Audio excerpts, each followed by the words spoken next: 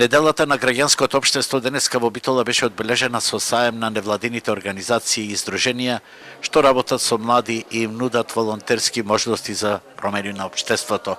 Сепак главниот проблем е масовното заминување во странство.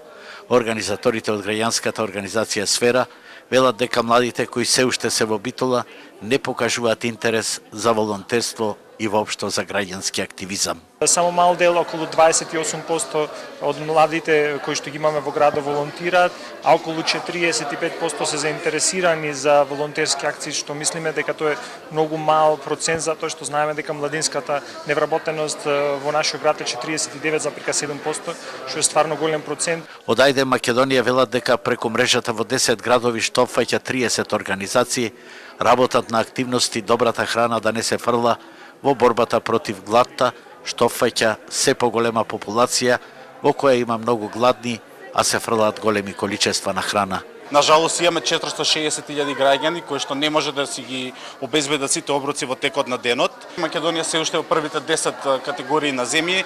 Тоа пред се должи на фактот дека имаме над 100.000 тони годишно кои што се проблематични во форма на земјоделски вишоци. Само минатата година имавме 50.000 тони на јаболка. Државните институции барем засега во справувањето со овие проблеми наликуваат на граѓанскиот сектор и најавуваат закон за донирање на вишок храна и преку ресорот за земјоделие надминување на загубите на храна. Како? Допрва ќе видиме.